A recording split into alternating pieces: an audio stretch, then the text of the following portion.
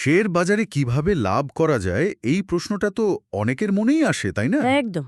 আজ আমরা William J ও নীলের লেখা একটা বিখ্যাত বই how to make money in stocks ওই বইটার কিছু মূল ধারণা নিয়ে একটু আলোচনা করব। দেখতে চাই যে অনিলের পদ্ধতিটা মানে সাধারণ বিনিয়োগকারীদের জন্যও কতটা কাজের হতে পারে। হ্যাঁ, ঠিক। আর অনিলের সবচেয়ে পরিচিত যে কন্ট্রিবিউশন সেটা হলো ক্যানস্লিম। এটা কিন্তু কোনো ম্যাজিক ফর্মুলা না। হুম।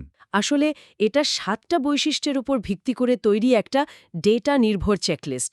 এটা দারুণ সব গ্রোথ স্টক খুঁজে বের করতে সাহায্য করে। আজকের আলোচনায় আমরা এর গভীরে যাব, মানে বোঝার চেষ্টা করব যে এর প্রত্যেকটা অংশ কিভাবে কাজ করে আর কেনই বা করে। দারুণ। তাহলে শুরু করা যাক ক্যানস্লিম দিয়েই। প্রথম অক্ষর C, current quarterly earnings per share. Anil বলছেন এমন কোম্পানি খুঁজতে যাদের এই রিসেন্ট কোয়ার্টারের আয় মানে অন্তত 18-20% বা তারও বেশি বেড়েছে। এটা তো বেশ হাই টার্গেট। হ্যাঁ, টার্গেটটা বেশ উঁচুই। কেন এত জোর এই সাম্প্রতিক আয়ের ওপর? কারণটা হলো দেখুন, অনিলের পদ্ধতিটা ফোকাস করে গ্রোথ স্টকসের ওপর, মানে যারা খুব দ্রুত বাড়ছে। তো এই যে সাম্প্রতিক ত্রৈমাসিক আয়ের বৃদ্ধি, এটা হলো কোম্পানির এখনকার পারফরমেন্সের একটা ক্লিয়ার ইন্ডিকেটর। আচ্ছা। এটা দেখায় যে কোম্পানি শুধু ভালো ব্যবসাই করছে না, ব্যবসার গতিটাও বাড়ছে। অনেকটা গাড়ির স্পিডোমিটার দেখার মতো, স্পিড উঠছে কিনা। বুঝলাম, মানে একটা ইনস্ট্যান্ট হেলথ চেক আর কি। হ্যাঁ, কিন্তু শুধু এক কোয়ার্টারের রেজাল্ট দেখে সিদ্ধান্ত নেওয়া, এটা কি একটু রিস্কি হয়ে যায় না? মানে ধরুন এটা কোনো ওয়ান টাইম লাভের কারণে হলো। ঠিক, একদম ঠিক প্রশ্ন। আর এই কারণে ক্যানস্লিমের পরের অক্ষরটা খুব গুরুত্বপূর্ণ। এ, এ অ্যানুয়াল আর্নিংস গ্রোথ, মানে বার্ষিক আয়ের বৃদ্ধি। অনিল শুধু রিসেন্ট গ্রোথ দেখেননি, দেখতে বলেছেন গত 5 বছর ধরে কোম্পানির বার্ষিক আয় কনসিস্টেন্টলি বাড়ছে কিনা, এবং সেটাও কিন্তু একটা ভালো রেটে, ধরুন 25% বা তার বেশি। ও আচ্ছা, তাহলে সি হলো এখনকার স্পিড আর এ হলো লং টার্ম ট্র্যাক রেকর্ড। এই দুটো একসাথে দেখলে একটা ভালো ছবি পাওয়া যায়, তাই তো, কোম্পানির পারফরম্যান্সের। একদম। কিন্তু ওই যে কথায় বলে অতীতের পারফরম্যান্স কি ভবিষ্যতের গ্যারান্টি দেয়? না না, অবশ্যই না, শেয়ার বাজারে তো কিছুই নিশ্চিত নয়। কিন্তু দেখুন, ধারাবাহিক আর শক্তিশালী বার্ষিক আয় বৃদ্ধি, এটা কোম্পানির ম্যানেজমেন্টের দক্ষতা, তাদের বিজনেস মডেল কতটা কাজের, বাজারের বদলের সাথে মানিয়ে নেওয়ার ক্ষমতা, এগুলো প্রমাণ করে। হুম। এটা আপনার বিনিয়োগের ঝুঁকি কিছুটা হলেও কমায় আর সাফল্যের চান্স বাড়ায়। অনেকটা ম্যারাথন রানারের মতো, যে আগে ভালো দৌড়েছে তারপরেও ভালো দৌড়ানোর সম্ভাবনা বেশি থাকে, গ্যারেন্টি না থাকলেও। বেশ যুক্তিযুক্ত। আচ্ছা, এরপর আসে N, new products, new management, new highs. এই নিউ বা নতুনত্বের ব্যাপারটা একটু খুলে বলবেন। নতুন প্রোডাক্ট বা নতুন ম্যানেজমেন্ট তো বোঝা গেল, কিন্তু নিউ হাইজ মানে স্টক যখন নতুন হাই প্রাইসে পৌঁছায় তখন কেনা, এটা কি একটু ভয়ের না?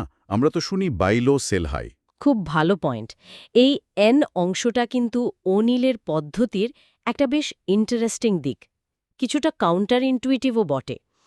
দেখুন, নতুন প্রোডাক্ট বা সার্ভিস কোম্পানির আয়ের নতুন পথ খুলে দিতে পারে। ঠিক। আবার নতুন দক্ষ ম্যানেজমেন্ট কোম্পানিতে নতুন এনার্জি আনতে পারে। এই দুটোই শেয়ারের দাম বাড়ার জন্য খুব পাওয়ারফুল ক্যাটালিস্ট হতে পারে। হুম। আর নিউ হাইজের ব্যাপারটা, অনিল তার রিসার্চে দেখেছেন যে স্টকগুলো সবচেয়ে বেশি রিটার্ন দেয় তারা প্রায়শই একটা কনসলিডেশন পিরিয়ড বা বেস থেকে ব্রেকআউট করে নতুন হাই বানানোর পরেই তাদের আসল বড় মুভটা শুরু করে। ও। তাই তিনি মনে করতেন নতুন উঁচুতে পৌঁছানোটা দুর্বলতা নয়, বরং শক্তির লক্ষণ। এটা দেখায় যে স্টকটা বড় বিনিয়োগকারীদের নজরে এসেছে, বাজারে চাহিদা বাড়ছে। এটা আসলে বাই হাই সেল হায়ার ফিলোসফির একটা অংশ। তার মানে অনিল ওই প্রচলিত বাই লো ধারণার থেকে স্টকের মোমেন্টাম বা গতির ওপর বেশি জোর দিচ্ছেন। নতুন উঁচুতে কেনা মানে ওই গতির সবার হওয়া। একদম। অনিলের সিস্টেমটা আসলে মোমেন্টাম আর গ্রোথ কেন্দ্রিক। উনি বিশ্বাস করতেন শক্তি থেকে আরও শক্তি আসে। যে স্টকগুলো ভালো পারফর্ম করছে, নিশ্চয়ই কোনো ভালো কারণ আছে, আর তাদের আরও ভালো করার সম্ভাবনা থাকে।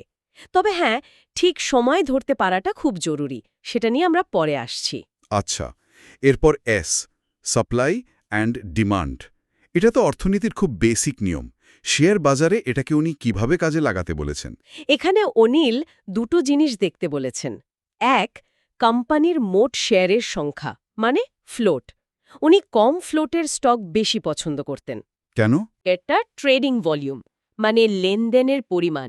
যখন কোনো স্টক ব্রেকআউট করে নতুন হাইয়ের দিকে যাচ্ছে, তখন যদি ভলিউমও অনেক বেড়ে যায়, তার মানে বুঝতে হবে বড় প্লেয়াররা মানে ইনস্টিটিউশনাল ইনভেস্টর্সরা ওই স্টকে আগ্রহী হচ্ছে, কিনছে। এই ডিমান্ডটাই দামকে আরও ঠেলে তোলে। তার মানে কম সাপ্লাই আর বেশি ডিমান্ড, এই কম্বিনেশনটাই দাম বাড়ার জন্য আইডিয়াল। কিন্তু যদি বড় ইনভেস্টররা হঠাৎ বিক্রি করতে শুরু করে, তখন তো দাম হুহু করে পড়েও যেতে পারে। অবশ্যই পারে। এটাই তো বাজারের ঝুঁকি। বড়রা কিনলে দাম বাড়ে, বেচলে পড়ে। আর এই জন্যই ওনিলের সিস্টেমে শুধু কেনাটাই সব না, কখন বেচতে হবে সেই নিয়মগুলোও খুব গুরুত্বপূর্ণ। আমরা আসব সেটাতে। ঠিক। আর এখানেই তো এম মানে মার্কেট ডিরেকশনের গুরুত্বটাও চলে আসে। বেশ, তাহলে পরের অক্ষরে যাই। এল মানে লিডার অর ল্যাগার্ড, মানে কি নিজের সেক্টরের সেরা কোম্পানিগুলোতে ইনভেস্ট করা। কিন্তু অনেক সময় তো দেখি পিছিয়ে পড়া কোম্পানিগুলো টার্ন অ্যারাউন্ড করে দারুণ রিটার্ন দেয়। ঠিকই বলেছেন, টার্ন অ্যারাউন্ড স্টোরি তো হয়ই। কিন্তু অনিলের ফিলসফিটা ছিল প্রবাবিলিটির ওপর। উনি মনে করতেন টাকাটা সেই ঘোড়ার ওপরই লাগানো উচিত যেটার জেতার সম্ভাবনা সবচেয়ে বেশি। লিডার স্টকগুলো সাধারণত তাদের ইন্ডাস্ট্রিতে সবচেয়ে শক্তিশালী হয়। মার্কেট শেয়ার বেশি, ব্র্যান্ড ভ্যালু ভালো, প্রফিটেবিলিটিও বেশি। এরা বাজারের খারাপ সময়েও তুলনামূলকভাবে ভালো থাকে। ল্যাগার্ড বা পেছিয়ে পড়া স্টকে ইনভেস্ট করাটা অনেকটা অন্ধকারে ঢিল ছোড়ার মতো। লেগে যেতে পারে, কিন্তু ফেলার সম্ভাবনাই বেশি। অনিল ঝুঁকি কমাতে আর সাফল্যের সম্ভাবনা বাড়াতে লিডারদেরই বেছে নিতে বলেছেন।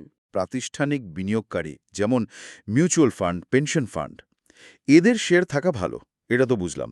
কিন্তু আপনি আগে বলছিলেন খুব বেশি মালিকানা আবার ভালো নাও হতে পারে। এই ব্যালেন্সটা কিভাবে বুঝব? এটা একটা বেশ সাটল পয়েন্ট। কিছু ভালো মানের ইনস্টিটিউশনাল ইনভেস্টরের, যাদের ট্র্যাক রেকর্ড ভালো, শেয়ার থাকাটা পজিটিভ। এটা দেখায় যে প্রফেশনাল অ্যানালিস্টরাও কোম্পানিটাকে ভালো মনে করছে।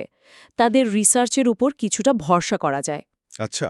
কিন্তু যদি কোনো স্টকে অলরেডি অনেক বেশি ইনস্টিটিউশন ঢুকে পড়ে থাকে, মানে স্টকটা ওভার ওন্ড হয়ে যায়, তখন সমস্যা হতে পারে। এক, নতুন করে কেনার মতো বড় চাহিদা হয়তো আর থাকবে না, দাম বাড়ার পোটেনশিয়াল কমে যায়। ওহো।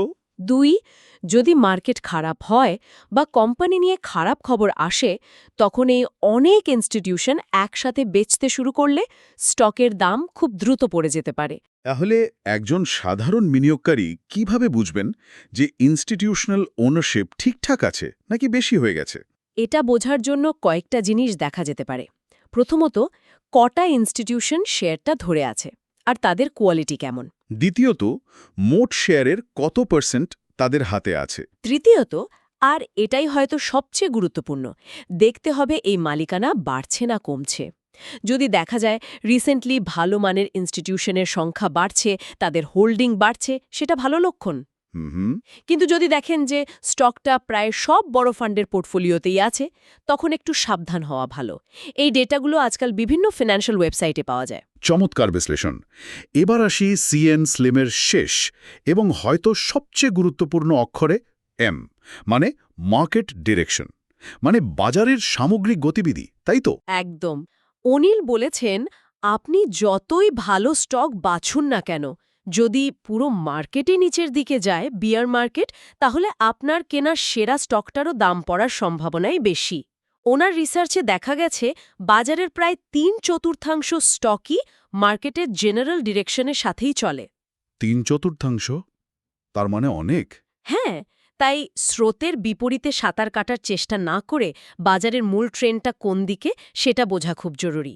যখন বাজার বুলিশ বা ঊর্ধ্বমুখী, তখন কেনার সুযোগ খুঁজতে হবে। আর যখন বাজার বিয়ারিশ বা নিম্নমুখী, তখন হয়তো একটু সাইডে বসে থাকা বা খুব সাবধানে ট্রেড করাই ভালো। কিন্তু বাজারের ট্রেন্ড বোঝা তো সহজ না। একজন সাধারণ বিনিয়োগকারী কিভাবে বুঝবেন মার্কেট এখন কোন দিকে যাচ্ছে? অনিল এর জন্য কিছু টুলস ব্যবহার করতে বলেছেন। যেমন ধরুন মেইন মার্কেট ইন্ডেক্সগুলো, সেন্সেক্স, নিফটি বা আমেরিকার S&P 500, এগুলো ডেইলি উইকলি চার্ট দেখা। চার্ট দেখা। হ্যাঁ, চার্ট অ্যানালিসিস, তাদের মুনিং অ্যাভারেজ দেখা, মার্কেটের ভলিউম অ্যাক্টিভিটি দেখা, যখন ইন্ডেক্সগুলো তাদের ইম্পর্টেন্ট মুভিং অ্যাভারেজের ওপরে থাকে, ভালো ভলিউমের সাথে বাড়ে, সেটা আপ ট্রেন্ড, উল্টোটা হলে ডাউন ট্রেন্ডের আশঙ্কা। এটা একটা কন্টিনিউয়াস মনিটরিংয়ের ব্যাপার। তাহলে ক্যান্সেলিম আমাদের শেখালো কোন স্টকগুলো কেনা যেতে পারে, কিন্তু এর সাথেই তো আসে কখন কিনবো আর কখন বেচব এই প্রশ্নগুলো। অনিল কি এ ব্যাপারেও কিছু বলেছেন? অবশ্যই, ক্যানসেলিম তো শুধু স্টক ফিল্টার করার টুল। এরপর আসে টেকনিক্যাল অ্যানালিসিস, মানে চার্ট প্যাটার্নের ব্যবহার। অনিল নির্দিষ্ট কিছু বেস বা চার্ট প্যাটার্ন আইডেন্টিফাই করার উপর জোর দিয়েছেন, যেখান থেকে স্টক ব্রেকআউট করে উপরে যাওয়ার সম্ভাবনা থাকে। এর মধ্যে সবচেয়ে ফেমাস হলো কাপ উইথ হ্যান্ডেল প্যাটার্ন। হ্যাঁ, শুনেছি নামটা। এছাড়াও ডাবল বটম, ফ্ল্যাট বেস, এসব প্যাটার্ন নিয়েও বলেছেন। এই প্যাটার্নগুলো তৈরি হতে কয়েক সপ্তাহ বা মাসও লেগে যেতে পারে। উনি বলেছেন, এই বেস থেকে স্টক যখন ভালো ভলিউমের সাথে ব্রেকআউট করে, ওটাই হলো কেনার আদর্শ সময় বা বাই পয়েন্ট। তার মানে ফান্ডামেন্টাল অ্যানালিসিস মানে ক্যান্সেলিম দিয়ে ভালো কোম্পানি খুঁজে, তারপর টেকনিক্যাল অ্যানালিসিস মানে চার্ট প্যাটার্ন দিয়ে রাইট টাইমে এন্ট্রি নেওয়া। এটা তো দারুণ কম্বিনেশন মনে হচ্ছে। ঠিক তাই, এটাই অনিলের পদ্ধতির একটা বড় শক্তি। উনি ফান্ডামেন্টাল আর টেকনিক্যাল দুটোকেই গুরুত্ব দিয়েছেন এবং একসাথে কাজে লাগিয়েছেন। শুধু ভালো কোম্পানি কিনলেই তো হবে না, ঠিক সময়ে কেনাটাও জরুরি। চার্ট প্যাটার্ন সেই ঠিক সময়টা খুঁজে পেতে হেল্প করে, যখন দাম বাড়ার সম্ভাবনা সবচেয়ে বেশি। কেনার কথা তো হলো, কিন্তু বিক্রির ব্যাপারটা, লাভ করা স্টক কখন বেচব আর লোকসান হলে, এখানেই তো বেশিরভাগ লোক মানে আমরা সাধারণ বিনিয়োগকারীরা ভুল করে ফেলি ইমোশনের বশে। বিক্রির নিয়মগুলো অনিলের সিস্টেমে সবচেয়ে স্ট্রিক্ট। লোকসানের ক্ষেত্রে ওনার নিয়মটা একদম ক্লিয়ার কাট। কেনা দামের থেকে স্টক যদি 7% বা 8% নিচে নেমে যায়, 7-8%? হ্যাঁ 7% বা 8%, তাহলে কোনো প্রশ্ন না করে, কোনো আশা না করে সঙ্গে সঙ্গে বিক্রি করে দিতে হবে। এটাকে বলে cut your losses quickly, no exception. 7-8%? এটা তো বেশ টাইট স্টপ লস মনে হচ্ছে। অনেক সময় তো স্টক একটু নেমে আবার ভুস করে উপরে উঠে যায়, তখন তো ভালো স্টকটা মিস হয়ে যেতে পারে। হ্যাঁ পারে, আর অনিল নিজেও সেটা অ্যাকসেপ্ট করেছেন। কিন্তু তার যুক্তি হলো, ছোট ছোট লস মেনে নিয়ে ক্যাপিটাল বাঁচানোটা অনেক বেশি ইম্পর্ট্যান্ট, কারণ একটা বড় লস আপনার পুরো পোর্টফোলিও শেষ করে দিতে পারে। উনি মনে করতেন এই 7-8% লসটা হলো একটা ইন্স্যুরেন্স প্রিমিয়ামের মতো। আপনি এটা দিচ্ছেন আপনার ক্যাপিটালকে বড় ক্ষতির হাত থেকে বাঁচানোর জন্য। হয়তো 2-1বার ভালো স্টক হাতছাড়া হবে, কিন্তু লং রানে এই নিয়মটা আপনাকে বড় বিপদ থেকে বাঁচাবে। এখানে ইমোশনের কোনো জায়গা নেই, পুরো ব্যাপারটাই ডিসিপ্লিন। বুঝলাম, ক্যাপিটাল প্রোটেকশন আগে। আচ্ছা, আর লাভ হলে কখন বেচব, মানে প্রফিট টেকিং এর নিয়মটা কি? লাভের ক্ষেত্রে নিয়মটা অতটা রিজিড নয়। অনিলের পরামর্শ হল লেট ইউর উইনার্স রান। আচ্ছা, মানে যে স্টকগুলো ভালো পারফর্ম করছে সেগুলোকে তাড়াতাড়ি বেছে না দিয়ে ধরে রাখা উচিত, যতক্ষণ তাদের আপট্রেন্ডটা কন্টিনিউ করে। তবে অন্ধভাবে ধরে রাখাও ঠিক না।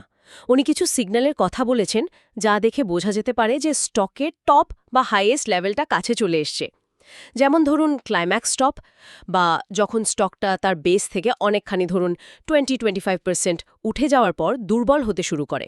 ও এছাড়াও যদি স্টকটা তার কোনো কি মুভিং অ্যাভারেজের নিচে চলে আসে বা ওভারঅল মার্কেট ট্রেন্ড ঘুরে যায়, তখনও প্রফিট বুক করার কথা ভাবা উচিত। তাহলে পুরো আলোচনা থেকে আমরা কি শিখলাম, যদি মেন পয়েন্টগুলো একটু সামারাইজ করতে হয়? আমার মনে হয় প্রথম আর সবচেয়ে বড় শিক্ষা হল হোমওয়ার্কের গুরুত্ব। আন্দাজে বা টিপস শুনে ইনভেস্ট না করে ক্যানসেলিমের মতো একটা প্রুভেন ফ্রেমওয়ার্ক ব্যবহার করে নিজের রিসার্চ করা। ঠিক। দ্বিতীয়ত, চার্ট রিডিংয়ের বেসিকটা শেখা, যাতে কখন ঢুকতে বা বেরোতে হবে সেটার একটা ধারণা পাওয়া যায়। আর তৃতীয় এবং হয়তো সবচেয়ে জরুরি হল ডিসিপ্লিন, মানে লৌহ কঠিন শৃঙ্খলা। বিশেষ করে ওই লস কাটা 7-8% নিয়মটা অক্ষরে অক্ষরে পালন করা। আবেগ, ভয়, লোভ এগুলোকে দূরে সরিয়ে একটা সিস্টেম ফলো করা। একদম। এটা শুধু কয়েকটা নিয়মের লিস্ট নয়, বলতে গেলে একটা complete investing philosophy. Data, logic আর ডিসিপ্লিন, এই তিনটের উপর দাঁড়িয়ে। সংক্ষেপে বললে উইলিয়াম ওনিলের ক্যানসলিং পদ্ধতি শেয়ার বাজারে সফল হওয়ার জন্য একটা খুব ওয়েল স্ট্রাকচার্ড আর এফেক্টিভ রাস্তা দেখায়। এটা সাধারণ বিনিয়োগকারীদের হাতেও প্রফেশনালদের সাথে কম্পিট করার মতো জ্ঞান আর টুলস তুলে দেয়। আলোচনা শেষ করার আগে একটা জিনিস ভাবার জন্য রেখে যাই। কি বলেন? হ্যাঁ, নিশ্চয়ই। কানস্লিম আমাদের শেখায় কোন স্টক শক্তিশালী হতে পারে আর কখন ঢোকা বা বেরোনো উচিত। কিন্তু বাজারের ক্যারেক্টার তো সবসময় একরকম থাকে না, তাই না? ঠিক। কখনো খুব ভলেটাইল থাকে, কখনো লম্বা সময় ধরে মার্কেট ডাউন থাকে। প্রশ্নটা হলো, একজন বিনিয়োগকারী কিভাবে এই পাওয়ারফুল সিস্টেমটাকে বাজারের এই বদলে যাওয়া পরিস্থিতির সাথে আর তা নিজের পার্সোনাল রিস্ক টলারেন্সের সাথে অ্যাডজাস্ট করবেন। অনিল এটা নিয়ে আলোচনা করেছেন ঠিকই, কিন্তু এটা এমন একটা দিক যেটা প্রত্যেক ইনভেস্টরকে নিজের এক্সপিরিয়েন্স আর সিচুয়েশন অনুযায়ী কন্টিনিউয়াসলি শিখতে আর মানিয়ে নিতে হয়। এই সিস্টেমটাকে নিজের মতো করে কাজে লাগানোর চাবিকাঠিটা হয়তো এখানেই কোথাও লুকিয়ে আছে।